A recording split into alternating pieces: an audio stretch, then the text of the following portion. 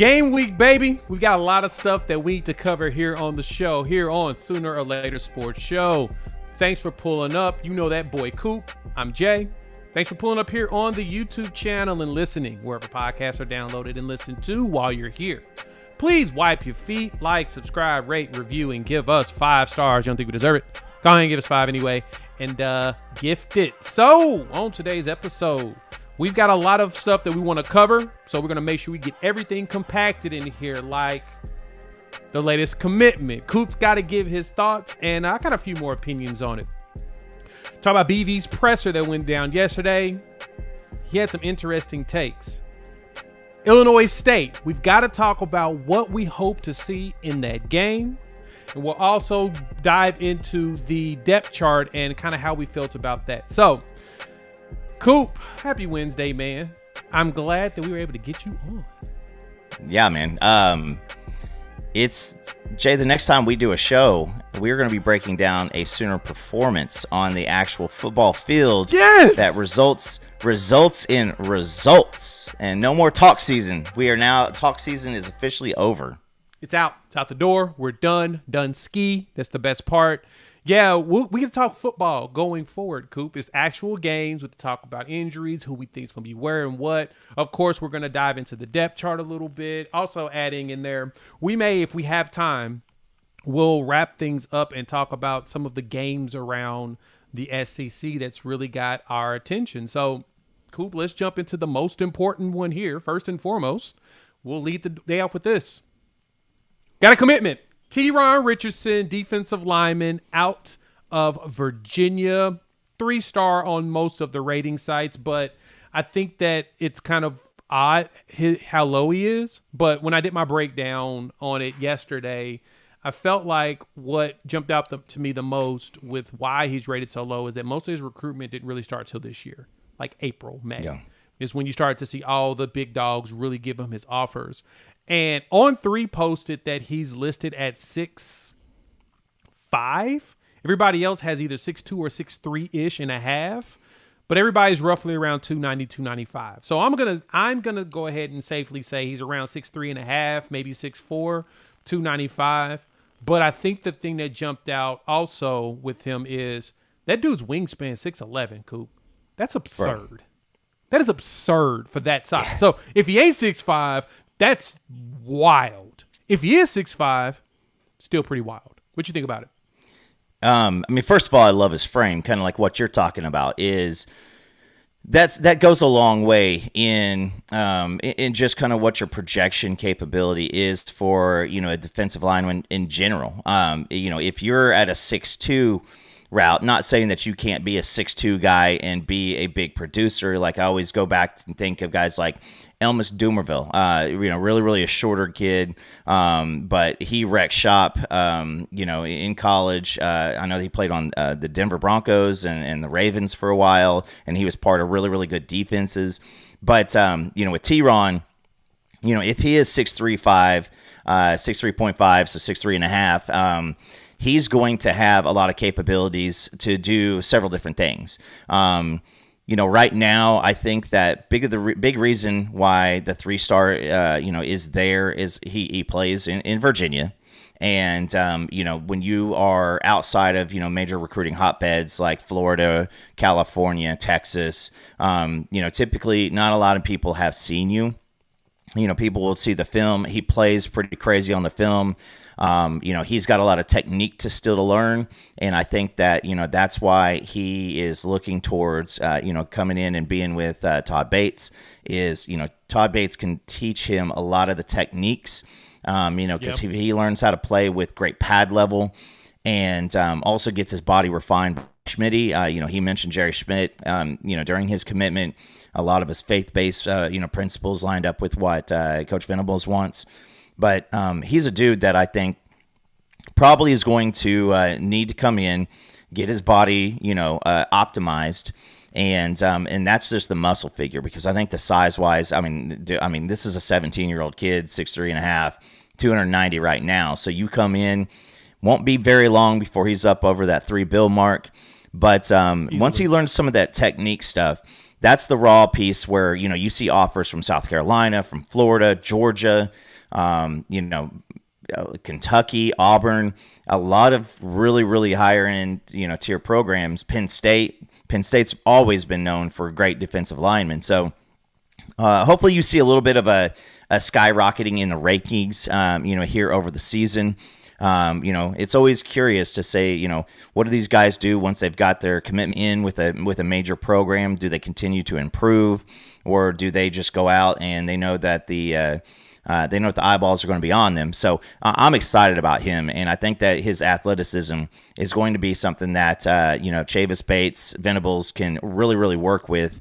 Probably a year or two contributor, and then hopefully, but his ceiling, Jay, is very, very exciting.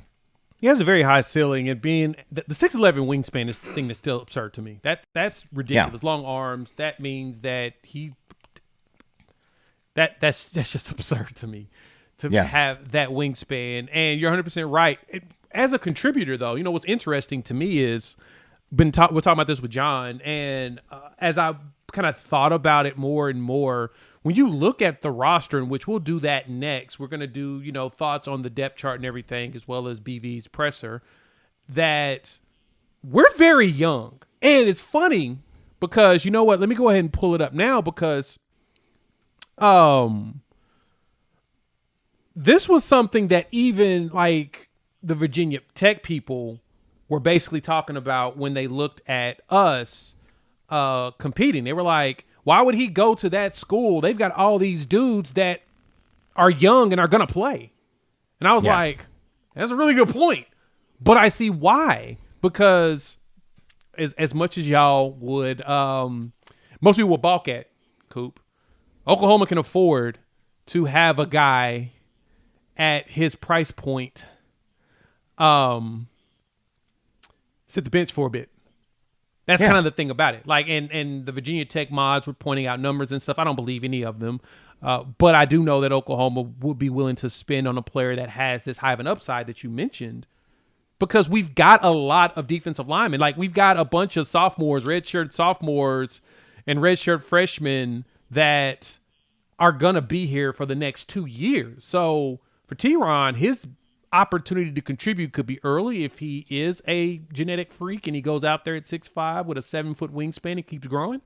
If you get an 8-foot one, he's definitely going to be a starter at that point. You can see if he can actually make that happen. I don't think he'll be able to get to an 8-foot wingspan. That was a joke. But at his size, his ability to contribute is going to be early. So, and it's mainly going to be all around who's here and who's ready to play. But that's the good thing about that, Coop, is he could contribute year 2. He could contribute year 3. He could start year 3. Oklahoma is in a good spot in the defensive line with really good players that we're very high on, that will be okay to be able to take 3 defensive linemen, some projects, and really mold them to play in their last couple of years in college football. So that's a big deal. And you see, I know that the talking point of, well, it was down between Virginia Tech and OU. So, why is this a big deal? Well, let's first of all think of this. He lives in Virginia. He plays in Virginia. So this is like a situation to where it's down, with a kid, like a Granville from a couple years ago, down between Penn State and OU. Do you stay home and play close to home?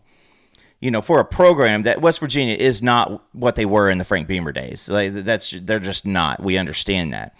But West Virginia still has guys year in and year out who hit the league. And so, to be able to pull him out of Virginia with the things that you said, it shows that you're going to want to add to the depth, because I've already seen a lot of the trash talking between the LSU and Clemson boards, talking about, Clemson only has one dude on their defensive line who's really just scary. Everybody else is just a guy. And that's where a lot of the comparisons this year was, would you take Clemson's line or would you take OU's line? And I think that why OU is getting the nods for a lot of the best line out there is because of the depth, all the way through.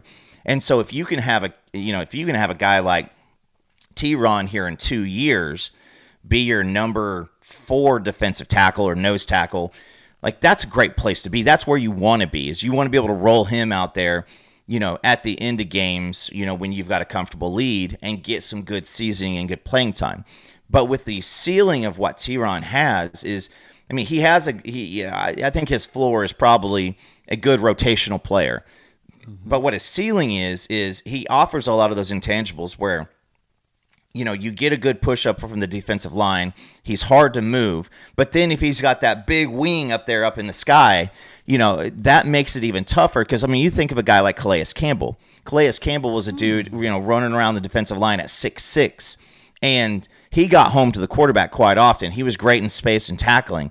But really one of the big things, and I remember watching so many NFL games with Calais Campbell out there, is the dude was a shoo-in for, 10 knockdowns a year at the line of scrimmage. And guess what, Jay? I'm 99% sure that, when you knock the ball down at the line of scrimmage, there's a 0% chance that a play is positive for the offense. And so he's got some of those intangible pieces that his ceiling is actually going to allow him to be a very, very exciting prospect. And if he wants to come in and get after it right from the get and force himself in there, that's what you want. That's when Brent Venables talks about competitive is you want those guys to be in and, really pressing to come in and get their snaps. And you don't need a ton out of him as a freshman. You're going to want him to be, as somebody you can rely on as a sophomore. And I think that's where Tyron's going to make a big splash. I see that part as well. So thank y'all for pulling up. Hit the like button. New to the channel, subscribe, rate, review, give us 5. Let's jump into this depth chart to Coop. The first depth chart dropped earlier in the week. We've had a lot of people with a lot of feelings on it. Monday, I dropped a quick instant reaction on it. Been sitting on it, listening to a few other opinions, digesting the information, and I'm gonna be 100% honest. Yeah, we've lost the plot, man. We not as a team, not Oklahoma, the fan base. We as fans have lost the plot, and understanding that we're gonna preview this team in a bit, and we're gonna talk about the key things that we need to see later. So make sure you stick around for that. But real talk, Coop. When you look at this depth chart. Like, I'm looking at the depth chart now. I'm going to pull this for everybody else to see. Understand this. We're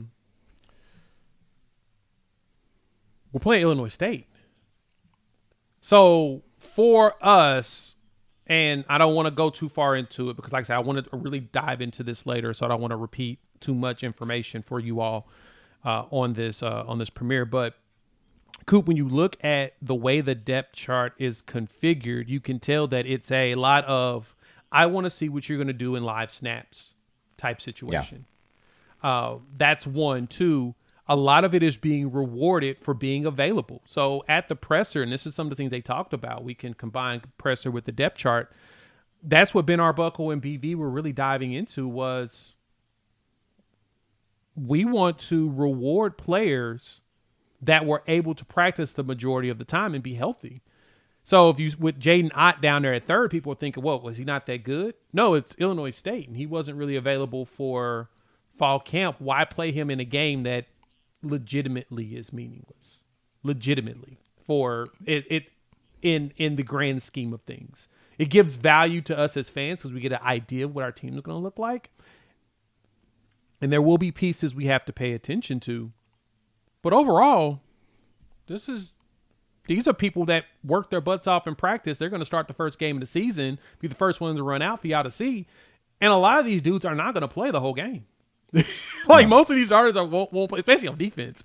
But it's good to see them shut things down early and then, move on to the next one. So with that, get off that soapbox. When you saw the depth chart, what surprised you? What put a smile on your face? What possibly bothered you?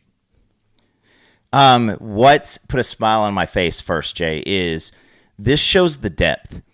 It is when you have so many things. When people see, oh, well, Michael Fasusi or Jacob Sexton, they think, well, what does that mean? Does that mean Jacob Sexton is not good enough, or does it mean Fasusi? What it means is you have two solid people that you're willing to run out there as a starter. When you see Derek Simmons, Logan Hallen, Jake Taylor, same situation. If Jake Taylor is playing right tackle for you in game one against Illinois State, Like there's that. Those are the pieces to where you look at it and you go, man, there's so much quality depth up, throughout this, lineup. And Jay, you only get to put 22 guys as starters, right? And I'm not counting the special teams, but 11 on offense, 11 on defense. You only get that. And so if you're looking at the running back room, all right, so Javonte Barnes, we heard best, preseason he's had since he's been here. And that's saying a lot because that's 3 straight years where there's a lot of hype around Javonte Barnes. But if you think that Jay Nott's not going to be out there, like you said, Jay, what do you need from Jay Nott? You need him some, live game snaps. You know who he is. You know that he had, the injury stuff, where you want to kind of keep him. It's a running back. Running backs, the reason why their careers are so short is because they take a lot of hits. 99% of the time, they're going to get hit on a play. There's not much fear if they don't get touched because that's usually a big long run or they take the ball out of bounds. And so when I see the oars, I don't see, man, nobody took this over. I see that's pretty awesome because look at the depth we have in that area. You go to the tight end, big talking point. You're telling me that your third string linebacker is now your leading tight end. We know that is a weakness on the team there's no stars there.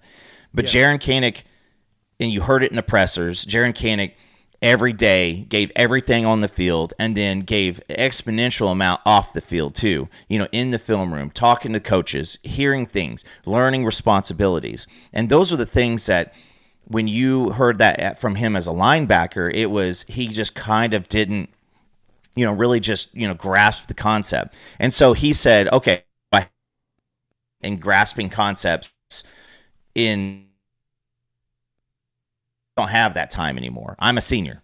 I need to get out there and I need to do these things. And so that gets me excited. There are some areas here to where you see there's no oars, like a Deion Burks. Like we all knew what that was going to be. John Mateer, you don't want an oar at the quarterback right there. You want him to be a solid setup winner and leader of the team. Keontez Lewis, we are big proponents of the Keontez Lewis fan club already. And so I see a lot of competition. I see a lot of quality depth, and that's the big thing.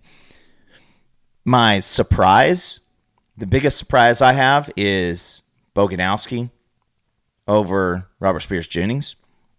And that has nothing to do with anything except for Jay.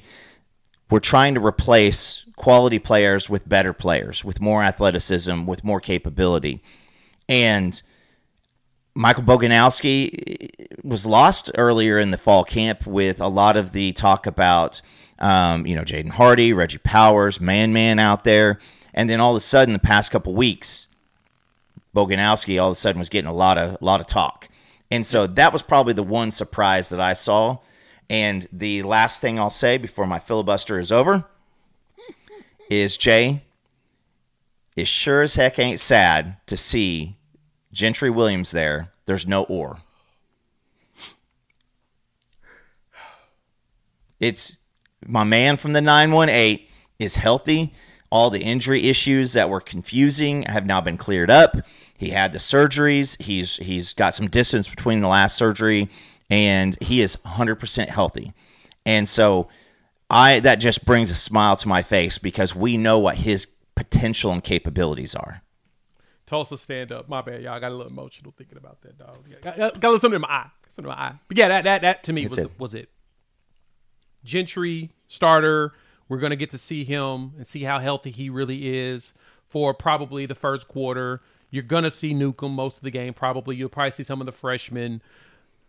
The other side, Cortland or Jacoby Johnson going together is a big deal to me. Jacoby Johnson is huge. You needed that. But yeah, those were big.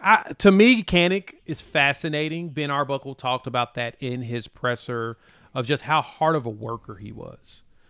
And I like to hear that hard work is being rewarded. Barnes had his best camp, so yeah, he got it in there.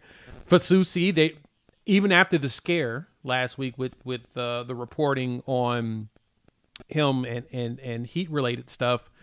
Him being up there shows us, they want to see what they've got. Yeah. He has now an opportunity to maul someone, and let's see if he's going to be good and set. This is the perfect opportunity to trial it out. You'll get a little bit of John Mateer early as he's working with his wide receivers. I think for me, the bigger one too was Keontez Lewis out there with Satania and Deion Burks. That we talked about that, right? That was one thing we talked about. How fascinating would that be to see that as a 3 wide receiver set? And here it is. Kearney, I'm still on the Zion Kearney's going to start train down the line. Right now, he's at the with Jermichael Carter. But, I mean, to be honest, Coop, do we really need to see more of Zion Kearney right now? I think they've seen enough of that in practice and how dominant he was that they're like, oh, you were out for a little bit. We're going to keep you healthy because we need you for the big games, especially SEC play. You're going to be critical in SEC play. So I don't expect to see – I expect to see Kearney in some snaps. I don't expect to see a lot of them because there's no reason to play him in this game because it's – no shade, Illinois State. So you got that. That's that depth chart. Let me know what y'all think. Hop in the comments. Y'all know we love to read what y'all got to say. Thank y'all for pulling up per the usual. Hit the like button if you're new to the channel. Subscribe, rate, review, give us 5. This is me putting in stops for ad reads that will be coming once the season starts. Pretty excited about that. We've got some cool, been working some stuff in the background. Got some good stuff coming for us and the evolution of the show. We'll prayerfully get some bigger stuff going so that, Coop can eventually quit his job. And I can be his sugar daddy. So anyway, with that. I like it. BV's presser, Coop. The press conference went down. It was definitely one of those that was interesting. I was going to combine it with the depth chart talk, but now we're going to do this separately. BV basically, he didn't throw shade, but man, he threw a hammer down on this one, dog. Saw Dari Noka's tweet basically talking about not only were we running around with 2.2 GPAs, and I get that fans don't really care about the GPAs of the players, when in all actuality you should. Education is still supposed to be a critical component of it.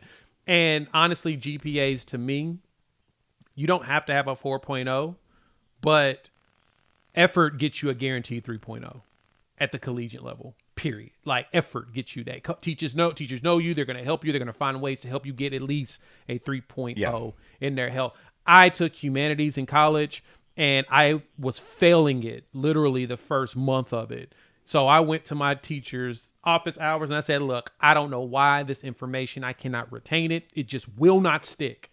Can you help me? And he was like, yeah, just come to my office. Here's my office hours. You know what? Since you work at these times, you can come before at this time, before class, blah, blah, blah, and we'll work through it. And that got me a C.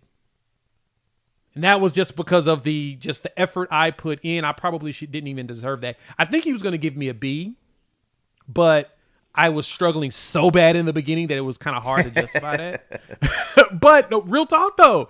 I eventually got to the point where I got a C in that class. He made sure I passed it. That teacher looked out for me like crazy. And that's really what that is. So that 2.2 GPA that BV talked about shows you effort in doing the right things. And then, of course, there's the failed drug test and all the other stuff. Not sure what drugs, probably just weed. But I don't know what drugs it was. At the time, of course, you couldn't do it. But I'd say now it's probably a lot better for them to smoke weed and take opiates. So we'll go into that in another day. That's another conversation that I don't even want to hear a lot of people's opinions on for the most part. Coop, yes, but not everybody else's. But yeah, you got a lot of stuff where people just weren't doing what they were supposed to do. And man, when you got to come in and really change that, rip it to the studs. Coop, remember when he said that at the first press conference? Get to pull this bad boy to the studs. Think about building a house, how long it takes. Like, luckily with this situation, the building materials, being humans, it's a little tougher because it takes a lot more time for the bodies and everything to develop. But shoot, man, we had not only did you go to the studs, you had drywall that broke. That you had, all them injuries last year. So what did you think about that, though, man? He kind of really called Link out for the way he was running things. People are going to do what they're coached to do or what they're allowed to do. And that's just a general, that can go across from parenting, from, your workplace to relationships. And he brought up a comment where he said, when you have the lower GPA, you have the failed drug test, which brought about a lot of like lackadaisical, like just approaches to several things. And you heard Arbuckle say it too, where he said, Brent Venables goes, in a way to where he does, the old adage of do anything like you do everything. And so if you have this whole scope of life and you're trying to build better men, number one, better men are going to make better choices. And so if you're asking these kids to be on point, to achieve excellence in the film room, on the practice field, on game days, but then you're saying, but I'm okay with you just kind of making silly choices Monday, Wednesday, Sunday, like those are the things that like it doesn't, the math ain't mathin' right there, Jay. So I understand that when you look at a Georgia and the 30 some odd traffic incidents, you look at, drug tests, none of that stuff matters to some of the fan base because the win-loss column looks pretty. But at the same time, Jay, I got to say this is, there's a reason why I think that Kirby Smart's kind of hedging right now is because you've got this great set of talent. And we've seen teams like Texas have great sets of talent, recruit top every year, and it didn't produce on the field. And so I just say this, Jay, is, if you can break some of these habits to where you are taking Monday through Friday and Sunday as serious as you're taking game day, you're going to be more available. You're going to avoid so many more situations. And how many of us would be absolutely livid if we find out that we don't have Jaden Ott, Michael Fasusi, Robert Spears-Jennings, Dominic Williams on game day because they had a domestic abuse situation. They failed a drug test. They got arrested for, possession. When we would lose our minds and be like, BV's lost the team. But then when he comes out and says, hey, man, I want a better quality individual, and that's what he's telling to the parents. You've watched the parent interviews. You want to understand that, like, when a parent's leaving their kid to a program, they want to make sure that the kid is still abiding by the same stuff that they would have done in the house, if not better. And so I'm all around this because if you're going after do anything like you do everything, do it with excellence. Be thoughtful about why you do stuff. Be thoughtful about how you're doing things. It's got to start off the field. And there's another adage where it says you are truly who you are when nobody's watching, and you don't have to think of the masks. And I think so many times in just humanity in general, we see it on social media. It goes across so many more things than even sports. Is so many people wear so many masks. And my grandfather used to tell me, if you always tell the truth, you never have to remember what you said. Exactly. And that's what's most important. If you live that way, then you don't have to backtrack and go, well, what am I going to tell Coach what I was doing on Thursday night because I got in trouble? Mm-hmm. If you know what your employees are doing, and that's what they are at this point. If you know what your employees are doing, the choices that you make, you can focus on coaching and getting this team better and reaching a championship level because you don't have to go back and go, man, I hope that they're not doing X, Y, Z, or man, I'm hoping that they're not, at a local bar at 1 p.m. at night, smacking around somebody. Like, you want to make sure that you can be faithful and, and confident in what you're giving to the players, so that they're giving it back. And that's what's most important is making sure that you're getting from them what you expect. And BV harps on that heavily. And we've heard, like I said, the parents talk about that. That's the one thing. Their goal is to make sure that these players are better people on top of being really good football players. And I know some fans don't care about that. They're just like, look, if you give me championships, go break the law and get into, accidents and stuff all the time, or, speed, get in trouble for speeding. Like, a lot of fans don't care. I do, personally. I actually would like my players to be good people on top of them playing ball. But, we're different. I would like good role models because, unfortunately, that's the one thing that, kids look up to. They look up to sports figures. They look up to you as parents as well, too. But they do look up at sports figures because, that's who you see on the television. And it's cool to see them on television and be excited about seeing that. So... But no, that was pretty wild that BV's like, yeah, things were not very peachy. We had to do a lot of cleanup. And the fact that that's what we went through tells me a lot about how BV really has switched up the culture. And that's what y'all wanted. Better culture, better play. I mean, Lincoln gave us good wins. That's cool. But, yeah, you got to have better men on the field. But even to go with that, though, Coop, the next thing that was intriguing from – and I don't think anybody asked about this in the presser, which kind of bothered me, I think, because I'm not back and listen. I don't recall hearing anybody say anything about this. But, dog, we done went to, like, captains. Yeah. We have, like, captains. Like, we have team captains. That's it for the season. So you got your 7 players here from Troy Everett, Grayson Halton, Kip Lewis, John Mateer, Robert Spears Jennings, R. Mason Thomas, and Dominic Williams. That's your 7 captains for Team 131. I love the fact that we just went to went to just captains for the season. I don't think they're going to do game by game. Now, and I understood why BV did it. A lot of fans didn't like it, but I got why BV did it. It made sense in the context of he was trying to get everybody the opportunity to be a leader and really lead outside of, practice and lead on the field and stuff, which is a good thing. Yeah, that's, to me, huge. I love that. I love that we're doing that. What you think about that part of it? First and foremost, I'm going to take a half a step back. One thing that happened in the press conference is somebody about 38 minutes in asked about Illinois State. And BV kind of chirped back. He's like, man, how long did it take for you guys to ask me a football question? And I thought that was good. And he was kind of awareness. Yeah, he was kind of snappy about it. And he said, y'all get on to me about my long rants at the beginning of press conferences. And why I point out this ties into the captains is in the past, when Brent Venables was approached with questions about his flaws and his mistakes, you saw him kind of want to explain it away. And this one, he delivered attitude.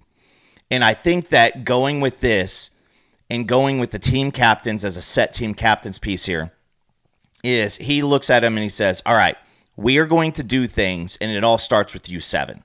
It starts with the quarterback. It starts with the offensive line. It starts with the defensive line, and it starts with people who have been around here for a while. The one that I'm most excited about is Dom Williams. And I'll tell you this, Dom Williams is not going to have the stat sheet that's going to make people go, I want him on my team in the NFL. But from what he does and his dependability is the number one thing that stands out. Consistent. We lost our mind after the spring game last year when we found out that he was about to choose Oklahoma. He was down between us and LSU and Bama and Texas, and he chose OU. And he came here, and since then, not only has he been a great leader, he stepped in as a veteran presence and became a great leader on that young defensive line. And now you see that thing is going to be one of the best units in the country. And so, very excited about Dom. Same thing with RSJ. RSJ's been here. He is now the de facto leader, and he's been asked to step up. He was at the SEC Media Days. And so you also have Grayson Halton, who has always been a team favorite. Anytime we talk to defensive line recruits, G-Baby is somebody that they brought up, from Danny Okoye to Nigel Smith, even guys who end up choosing other programs. They always talked about G-Baby because he has gravity to him. And so I like this because I think that Brent Venables, his attitude this year is, all right, I'm not a punching bag anymore. I'm going to do some punching. And I think that this is the first punch that you throw out for the season is throwing these cats up here and saying, all right, we are going to rely on Dom Williams, R. Mason, John Mateer, RSJ, Kip, Grayson, Troy Everett. And those are the ambassadors of the team. And those are the guys that are going to be walking out, speaking to the officials, looking at the opposition in the eyes, at the coin flip. And I don't expect, any ever announcement to come out, but you'll probably see some of the rotational leadership, giving guys an opportunity. But when you got an issue, with the team, these are going to be the cats that are going to be the first ones out there speaking to the rest of the teammates. Yeah, I'm actually, if there's the only player that I'm surprised that's not on this list that we've heard really good about was Fabechi Wewu. That's the only player on here that I'm shocked. But BV did mention that the votes were in. There was a ton of, the votes were close when BV talked about this initially. Like, there was a lot of people that the players look up to because the players voted for this. And that was the only player I was actually kind of surprised it wasn't on there. He led the team in snaps last year, over 800 snaps. He's the only one that got over 700 snaps last year. And he has been the definition of consistency. The expectation, is that the expectation truly was that for some fans that they thought that he would end up losing the job on the line, but for the staff, it was like, no, he's one of the hardest workers, and he's done everything to get better. And we've seen players get better their second year with Bill Beatonbow. That's been, McKay Matawa was one that a lot of y'all, I'm saying y'all because y'all's fans, y'all weren't fond of him. And he got a lot better his second year in the system, and then he became a fan favorite. He get ejected and everything, and everybody's excited. He fist bumps Joe C. walking off the field, and y'all were just pumped. We all were pumped. Yeah, but that was the good thing was that you got that I think that he's going to be one that is going to really stand out a lot more than people expect. He'll be one of those quiet, really good players this year. Like I said, he had over 864 snaps to be exact. Jesus Christ, he played all the time, and now all we got to do is just get continue to grow and get better. So, anything else from the presser that jumped out from you? Anything from Ben Arbuckle? Oh yeah, Ben Arbuckle's going to be on the sideline. Cool. He's going to be on the sideline, bro. He's going to be on the sideline with Kuzieski and Joe John Finley in the booth talking back and forth with each other, which I am very excited about that. Yeah. Well, there's so many comps to Lincoln. To Lincoln, the offensive coordinator, not the head coach, but there's so many comps there. Like, first and foremost, when he's talking, the amount of times, and Jay, this is for us, this probably means a lot more than most people. But how many times after they asked Ben Arbuckle a question did he say, "No, awesome question," or "Great question"? Like, he acknowledged it. And I'm seeing not a 29-year-old man who is getting a new toy and you're like, just please don't break it. I'm seeing a guy who is building his brand, and he said that he leads with his energy. He watches BV and he watches his engagement. And when BV brings it every day, he's going to bring it every day. Yep. And when he brings it every day, his staff brings it every day. I like the aspect of him saying, I want to be able to be down on the sideline because I want to have more, right when they come off the field, coaching opportunities, have the ability to look John Mateer in the eye or Mike in the eye or Whit Neubauer in the eye and have conversations with them. Hey, what did you see? Be a presence out there. And, you look around the SEC and we've seen the stuff with Hugh Freeze and Jackson Arnold, and a lot of that is the opposite end. We saw Hugh Freeze do so many yellings at Peyton Thorne last year, yelling at Jackson Arnold through practice this year. And it's hard to feel like that chemistry is there. But if you remember, even, Baker coming off the field, Kyler coming off the field, Jalen Spencer coming off the field, and I remember seeing things where Lincoln would, have his hand on their shoulder and have them, eye to eye.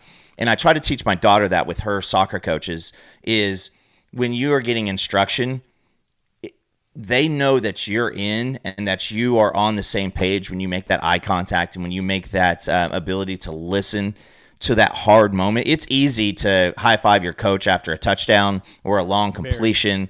It's easy to do that. But after you make a mistake, and there will be mistakes on offense, this offense is not going to be mistake-free. But to be able to have them come over to the sideline and say, Jaron, tell me this. This is something we practice. On this route, you are supposed to read the linebacker. If he's inside, you go outside. If he's outside, you go inside. Explain to me what happened there.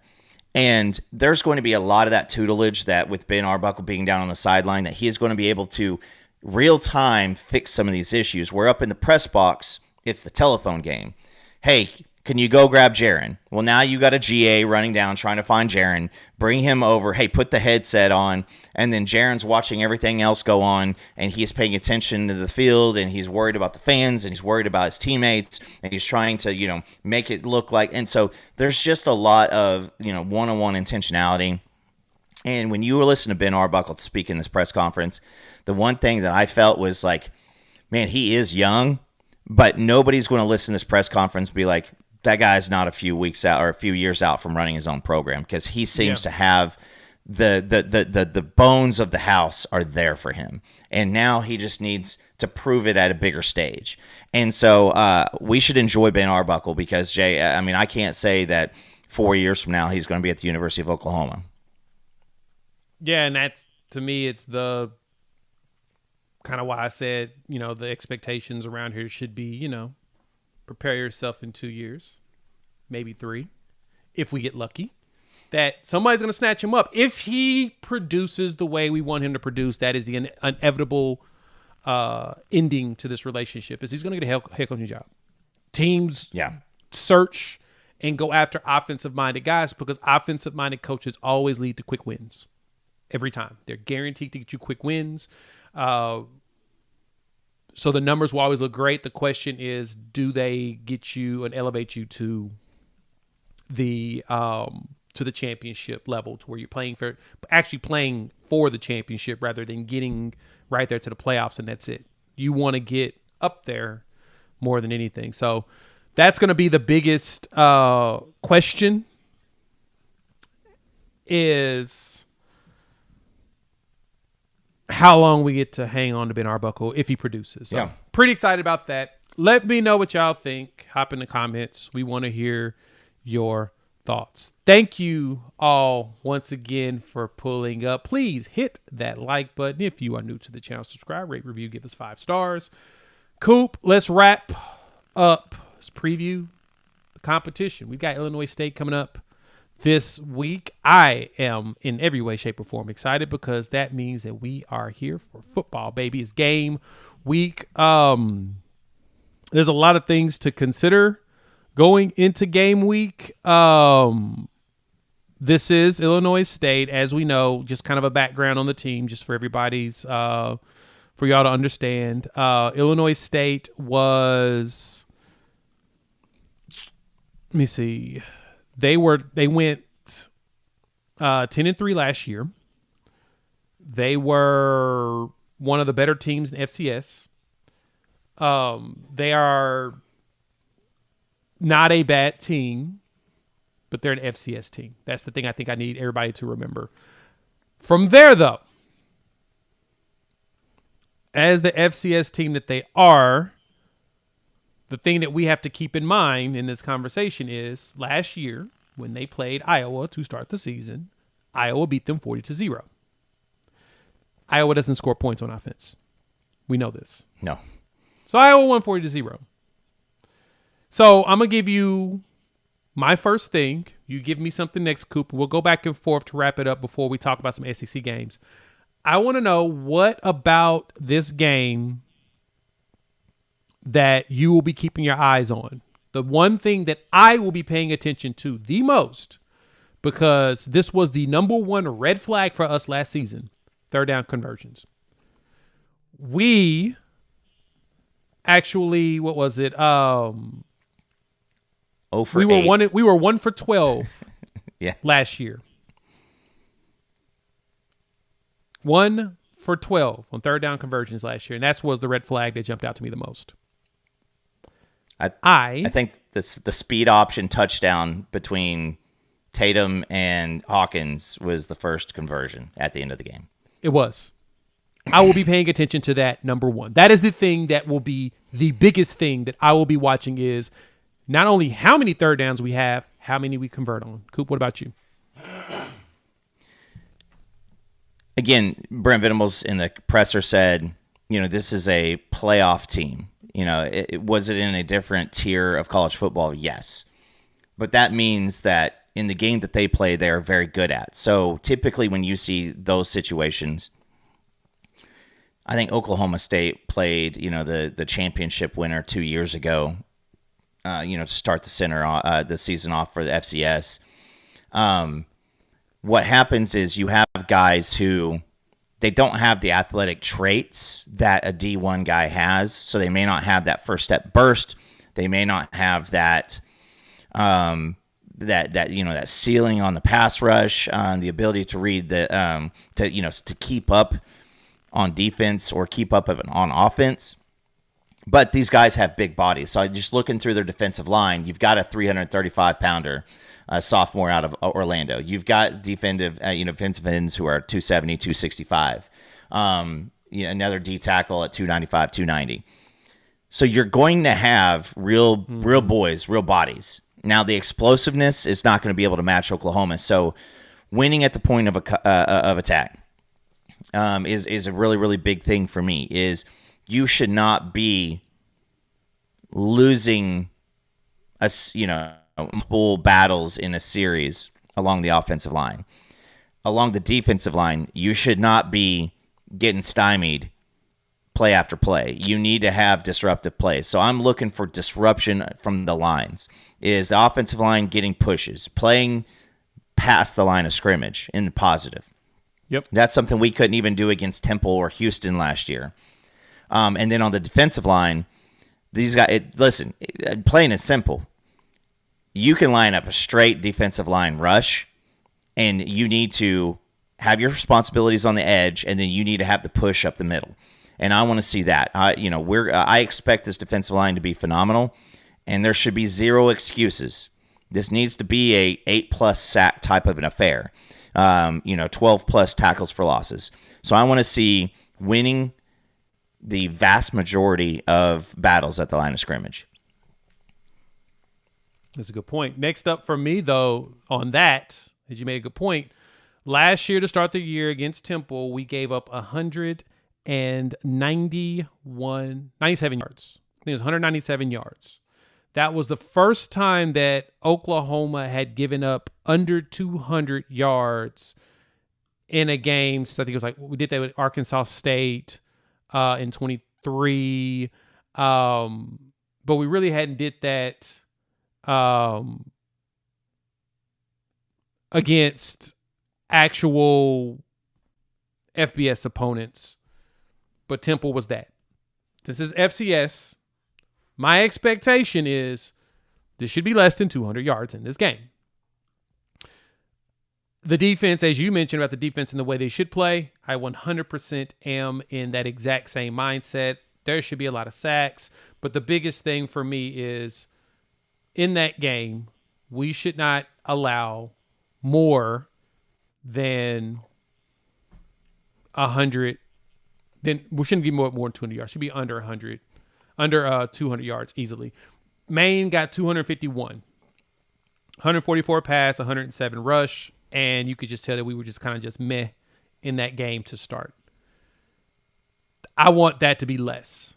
Now, third down efficiency in that game against Maine, we were 10 for 14, which was fantastic, and Maine was a bad team last year. Illinois State is not. We need to make sure that we get more than... We should convert way more than 70% of our third downs. Well, I mean, the yard discrepancy was 665 to 251. So that kind of happens if you do a whole bunch of explosive plays constantly. Yeah. And the other team they're basically the offense gets off the ball off a field quick and you quickly go score right behind it. Yeah, you're going to give up some yards. But I think in the end, for the majority of this, under 200 yards is what I want out of this team. Under 250 is fine, but under 200 is what I would prefer. So I'm going to stick with this. Again, I don't think that you're not going to see offensive linemen that are 5'11", 235 pounds or anything like that. They have actual competitive-sized players up and down the board. These guys, again, it's just explosive traits, and it goes even to wide receivers and defensive backs. Their wide receivers I mean, you've got 6'2", you've got 6'3", you've got 6'3", 6'1", 6'2", 5'11". So you've got decent sized wide receivers. So from the defensive back position, what I want to see is put yourself in the spot to make plays. So for our DBs, we heard a lot of great stuff coming out of them. They were covering Keontez Lewis at 6'2". They were covering an Ivan Carrion at 6'6". They were covering bigger receivers in fall camp. And they're going to have some size to defend for our defensive backs. So make the play in front of you. Don't get your busted assignments. I want to see perfection at that level. Is we should not have a bust. And you know what? If there is a bust, it's a minimal situation. Do we have a situation where maybe somebody, takes an inside route in front of a safety and, a deep out route, and behind the corner? How do they communicate when it comes to those things? Yep. So I want to see some good stuff right there. Now on the opposite side, for our wide receivers, they don't have a bunch of short people out there on their defensive backs. A lot of their defensive backs are good size too, but for the receivers, they're not staying with you. You should win the speed battle without a shadow of doubt. So create separation. That was the biggest thing that we saw last year, was the inability to get off the line and create separation. And I got to think this is going to be a well-coached team, and they're going to make us prove that. So get off, get out, and when you get the ball thrown to you, make the play that you can make. You don't have to be spectacular. These don't have to be 80-yard touchdown, routes, massive deep posts. But you know what? When you run a deep in or a crosser, catch the ball. That's what's critical. I want to see catches, and let me add to that. What I want to see is catches. Hey, Coop, do you know where Illinois State is located? Besides I the will state say of Illinois, the city. I do not know where Illinois State is located, and I bet you're going to make it a fun conversation of. Yeah, I think this was funny when I saw this, because I'm trying to find their depth chart because I want to put it up, but I can't find it anywhere for the life of me to be able to show the graphic. They're in Normal, Illinois. Normal, not they're coming to Norman from Normal. That is a very fascinating nugget. That's pretty funny. That I think we should all. That's a very fascinating nugget. I like that. That had me cracking up. I'm like, wait, what? Is there an abnormal Illinois, or is there an odd Illinois? Abnormal would be interesting if there is an abnormal Illinois. I'm going to have to go Google that and see if that exists. But I think Normal, Illinois just cracked me up when I was looking for this depth chart. But lastly, for me, really is that, like you said, wide receiver, I only see people catch the ball. Drops are going to happen, but we're playing with a bunch of new receivers, and we're kind of wanting to see what we have.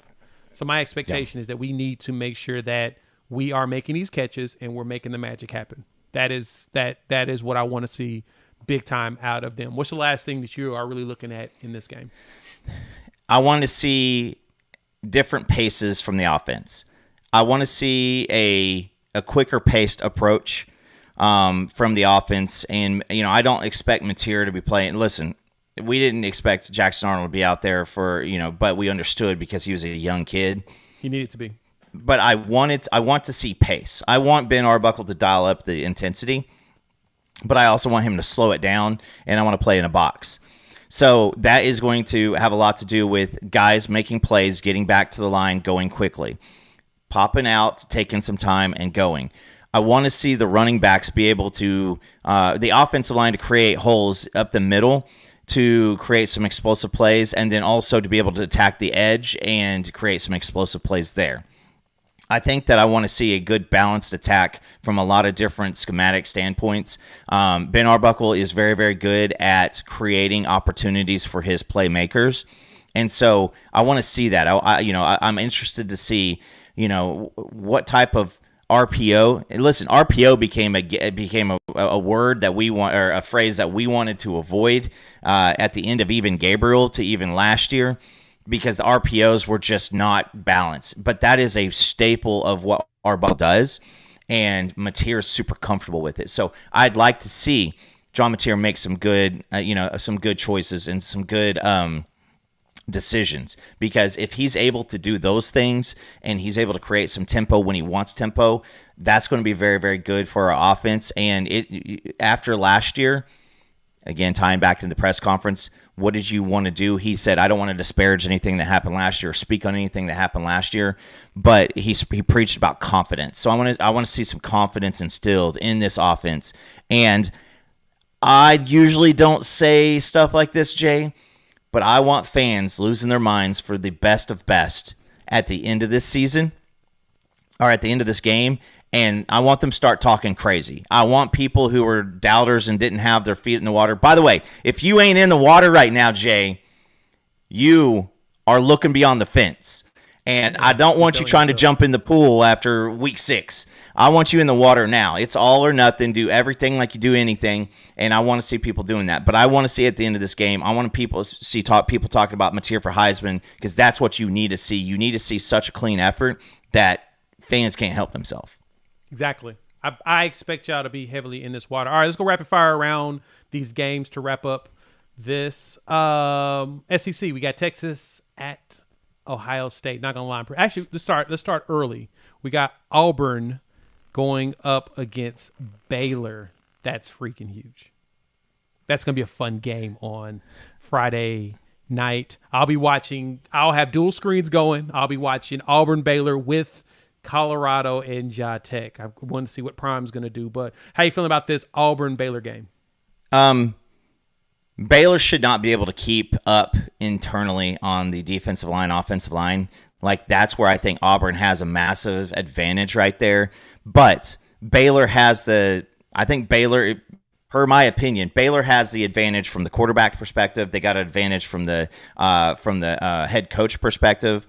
And I would probably say just coaching in general.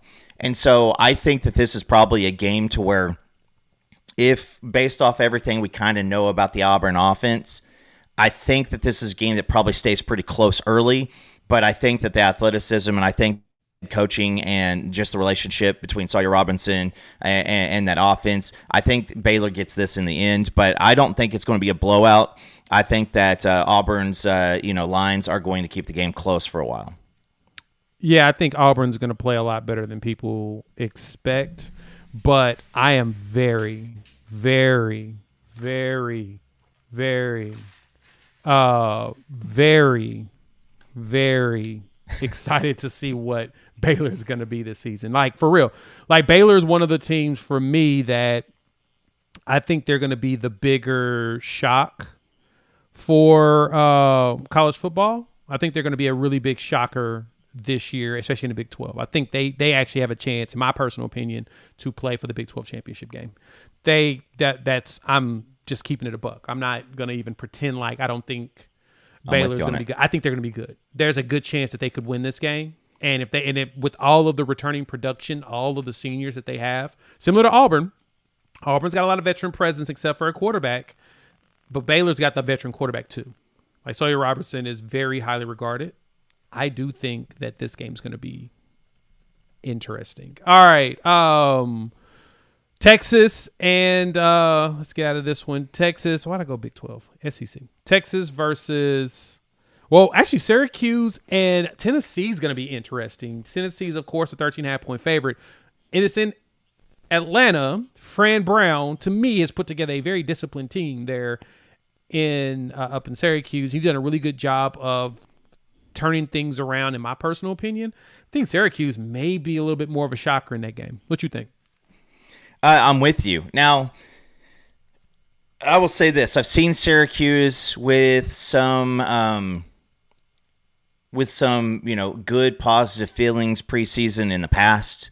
I remember the Clemson game. I think it was one of the games where Trevor Lawrence got hurt and Syracuse had all that offense. And the thing where they could not overcome was just the discrepancy in the athletes along the lines. Listen, Jay, if Syracuse gets off to a hot start, Tennessee fans are going to lose their ever-loving minds, because I think that if you create doubt in Tennessee early with everything that's been going on, Jay, it could be a big upset at 11 a.m. week 1. But Syracuse is going to have to get out and start some things pretty quickly. That's plain and simple. That's what's going to have to happen. If Syracuse can't get something going on early, then I think Tennessee is going to be able to lean in on them. Last year, they leaned on Dalen Sampson and that defense. Sampson ain't there anymore. You can't. I want to talk to Sampson. He ain't there anymore. So I think that Syracuse is a good team, and they're going to make some noise in the ACC, but they got to get off to an early and good start and create some doubt in Tennessee, because I think that this team with Tennessee, there's a good chance that that they could crumble. Very true. I'm curious to see what Syracuse's quarterback is going to look like. Was Angeli is his name. I'm really intrigued to see what he becomes for them. He's going to be he's the Notre Dame transfer. He's got some experience. I'm really intrigued. He should be the starter. I expect him to start. He's the starter. I expect him to give us something. But they did a really good job. Who was at Cal McCord last year? He was actually pretty darn good for them last year. Like, really good statistically. I'm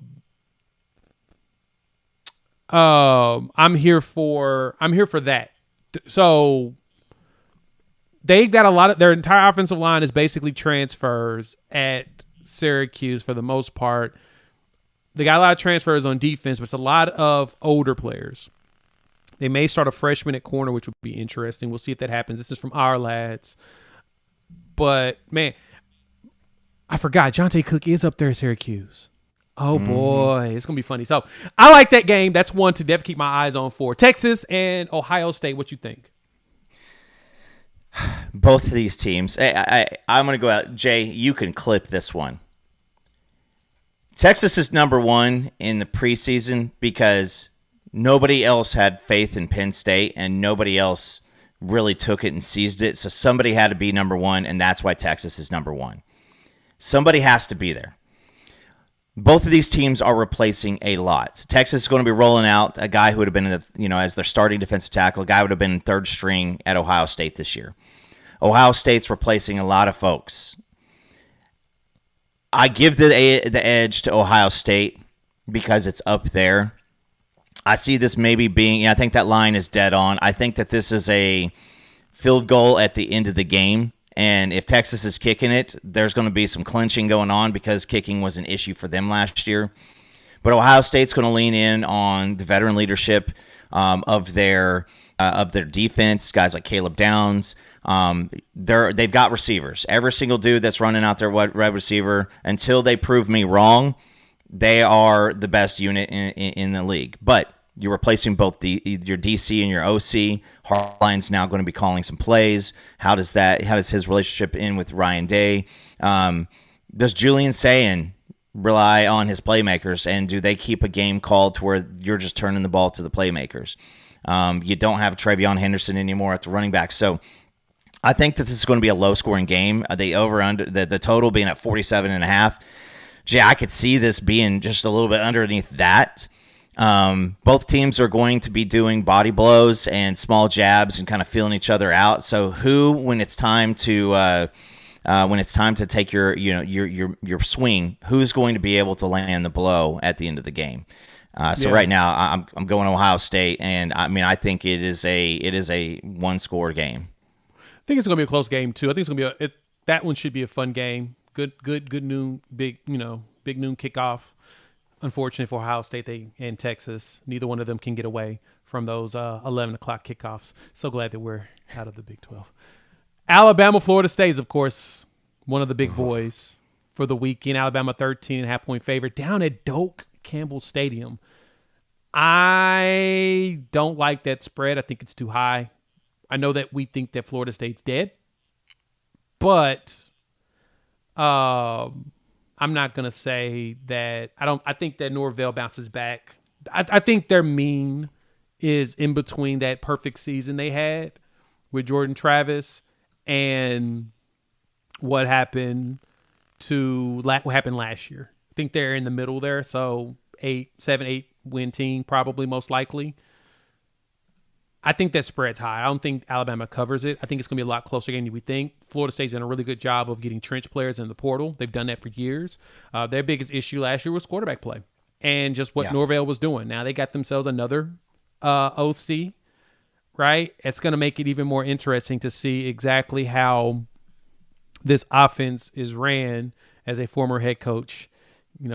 And most of their Florida State setup. I mean, you got Squirrel White as well as Deuce Robinson coming in at your wide receiver. A ton of transfers on the line and quarterback. But Tommy, I think, is ready to play at this level. This is going to be an interesting game overall because most of Florida State's defense is back, and they actually had a really good defense, pretty solid defense. So, but I think Alabama wins it, but I think it's a lot closer than that number. Yeah. First of all, I'll say this. Castellano's coming over from Boston College. He is just a pain in the butt. He can do so many different things. He is, once you think you got him, he somehow scoots out. Alabama's defensive line, I think, is going to be able to keep him reined in. But you're breaking in, a new quarterback at Alabama with Ty Simpson. You're going to have playmakers all over the place. Ryan Williams wants to avoid the sophomore slump, and he wants to go big. And I think that you got a chance to really highlight him for not only the Blitnikoff, but potentially the Heisman this year. So I'm interested to see, what they do drawing up plays for Ryan right from the get. I know that they lost the big running back. He's going to be out for a few weeks. So what does the running back rotation look like? And, that's probably the bigger key of the game, Jay, is, with a new quarterback, you want to be able to get the ball in your playmakers' hands and then, take some, space off for the running backs, using the running backs. But now with Bam being out, that's going to be something there. Florida State needs to be able to show something here because I think that their season is going to dictate on their internal mentality. And if this gets to be one of those situations, Alabama in the Nick Saban years, now it's not Nick Saban anymore, but they'd go out and play Wisconsin week one and throw out a 35-0. The fans would be losing their minds because they didn't score 60, but they'd shut down everything from a less athletic team. This ain't Wisconsin, it's Florida State. They've got athletes. So you can't have a situation where Alabama is winning this game by 20 plus, for the sake of the psyche of the Florida State fans. Yeah, it's true. It's a good point. Lastly, the two big boys to end it. You've got the biggest game to me is LSU Clemson. This is going to be critical, especially for LSU, who hasn't won a opening week in 5 years. 6 years. I think it's 5 years. Yeah, this would be the sixth, which isn't, a good thing. While at the same time, shout out to LSU for playing big games every first week of the season. Can't be mad at them for that. Yeah. That, to me, I can commend. You put yourself out there like that. It's pretty darn good. I think Clemson does win this game, though. LSU spent a lot of money bringing in a lot of transfers, and Clemson is the complete opposite. They're all homegrown kids that worked together for years. So I was kind of leaning LSU to pull the upset. I think Clemson's going to end up winning this one. I think Clemson is the team that, because they've got all of these players that have been on the same roster together as juniors, mostly juniors, playing with a few sophomores. Sammy Brown looks like he's going to start. Dang it, I wanted Sammy Brown so bad. But their offensive line is completely veteran, graduates, seniors. Like, I'm looking on this roster now. They'll have one edge, it looks like, that's potentially a transfer starting. They got a wide receiver, but their wide receiver room is back to kind of what it was. TJ Moore, Brian Westco. This Clemson team should be a problem for everybody. Give me Clemson to win this one. They should cover the spread too. I think that's a good thing. They got it at the house. I mean, that's where you start, number one. I think that Cade Death Klubnik Valley versus Death Valley. That's fascinating. But yeah. I think that Cade Klubnik, there's a lot of people who have him very, very, very highly rated in rankings, returning quarterback, everything. His first year, it was tough because I think the wide receivers were a little bit lacking there. So now he's got guys who've been there for a little while. The game's going to be decided when the Clemson's D-line lines up against LSU's offensive line. And Jay, let's just not, bury the lead here. A few weeks ago, LSU fans across the country were terrified with a potential ACL tear for Nussmeier. We find out that he did get injured. It's a recurring thing. But that offensive line has been an issue in fall camp. And I'm 99% sure I can say that Clemson's defensive line, their frontline guys are going to win a lot of battles against the LSU offensive line. They were replacing guys like Will Campbell. They lost a lot on the offensive line. And so if you're LSU and Brian Kelly, you got to get the ball out quick. You've got to be able to lean in on your running game and try to keep Clemson off balance, because if you let that defensive line dictate things, not only are you going to lose the game and probably lose it big, but you could also lose your quarterback for the season and start rolling the Michael Van Buren era. And I promise you that is Brian Kelly loses a big game here, and his hot seat is unsittable. So that's what I'm feeling right here. I think it's going to be Clemson, and I'm going to go with Clemson by 10. I think that they're going to cover the spread pretty easily. Number one being, at home, having the defensive line that they have. But I will say this is, if you can keep your fair share of wins on the offensive line for LSU and get the ball out to the playmakers, it's going to be tough on Clemson. Now, that front seven is legit for Clemson. It's the back. It's the back end. How does the back end, the safeties and the defensive backs, stay up with all the athletes that LSU is going to be running out of receiver? Yeah. Oh my God, LSU is going to have a whole bunch of good receivers out there. Clemson puts out some pretty good corners too, and the wide receiver room for Clemson is going to be.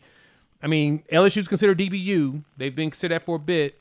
The question is going to be not Dallas Baptist. They're considered DBU, Defensive Back University. Question is going to be, can LSU keep up with those Clemson wide receivers too? They've got some good ones. Lastly, South Carolina and Virginia Tech. Shout out South Carolina. The running back was a Faison. He's been approved to play.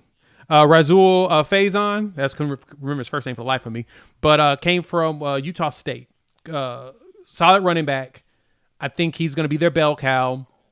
He was approved by the NCAA, so he will be playing for them going forward. So one of the biggest questions I have for him, which he's like 6 foot, 200 and almost 20 pounds. He's a solid back. The biggest question I had for South Carolina was really running back. Who's going to run the ball? Because they don't have Rocket Sanders. Outside of Lenore Sellers, him being the focal point, who's going to catch the ball? Who's going to be that wide receiver? But my boy's been telling me Mazo Bennett is the one to keep our eyes on. I don't have any faith in Vitek this year. They disappointed me last year. They brought back the most returning production in last year. So in my mindset, I expected them to be really solid last year, and they dropped a dud. So no faith in Vitek in this game. I am hardcore on South Carolina to win this one, and they should easily cover that spread. What do you think? Faison is a guy who, again, you're playing at Utah State. You're not seeing the quality athletes. So when you look at his game logs, USC with a little bit of a tougher defense held him somewhat in check. I mean, he still averaged 6 yards a carry. Utah, he averaged 6 yards a carry. Temple, he averaged 5 yards a carry.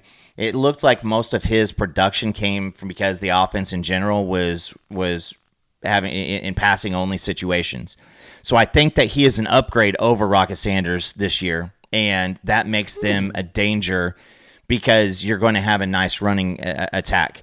Virginia Tech doesn't have the capability to shut down one side of the ball or one aspect of the ball.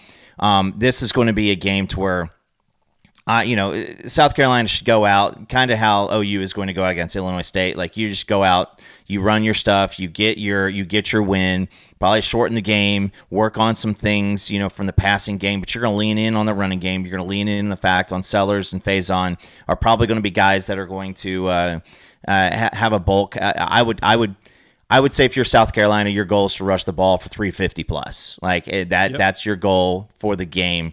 And I don't think that they're going to be able to keep stacked up, Virginia Tech, that is. But it's in Atlanta. Virginia Tech early in the season, man, they either throw out a dud or a miracle. And so don't be surprised if Virginia Tech stays close for a little while. But I just think that South Carolina leans on them and just runs the ball early, often, and then does it again. Yeah, that's pretty solid assessment because I kind of see the exact same thing, right? There's not much else to really say in that game. South Carolina should give us exactly what we were expecting in that game. If they drop that one, though, dog, it's that season's done. I'm just going to say that there. They lose that game, South Carolina's season is done. I don't expect them to lose it, so don't take that as me saying that. I'm just telling you, if they lose that game, season's over. All right. We're out. Thank y'all for pulling up for the recording. Hit the like button. If you're new to the channel, subscribe, rate us, review us, give us 5. We'll be back Sunday post game. What? Game. It's going to be a game. What? We'll be back Sunday. That game will be going on, right? We'll be able to kind of give you updates on that South Carolina game. We should, because that's, never mind. It'll be earlier in the day. So it's an earlier day. I don't think there's no actual night game, which is really weird. Notre Dame and Miami. Yeah, is Sunday that's what it is. So that'll be on while we're on. We'll live. be watching that game while we are live. So we'll be able to do that as like a watch along while we talk about everything. Or we may go a little bit early. I don't know. We'll see kind of what the Sunday looks like. I know Coop has beautiful family things probably to do for Labor Day weekend. I ain't doing ish besides sitting on my butt. So we may go a little early so that we don't miss this game, or we may watch along while we talk about it. So thank y'all once again for the love and support. The channel's growing. We're gonna expand our coverage. We're gonna talk more SEC ball. We're gonna talk more, all around. Of course, we'll still be homers, but we're gonna heavily lean into talking more objectively about the opposition. I think it'll be fun. It'll be a great way to grow what we do. So again, thanks for pulling up. We'll still have Sooner-centric stuff too, so don't get it twisted. We're not gonna abandon everybody, but again, thanks for pulling up. Hit the like button. If you're new to the channel, subscribe, rate, review, give us 5. And we'll chop it on each and every one of y'all after Coop's done coughing in a few days. Peace.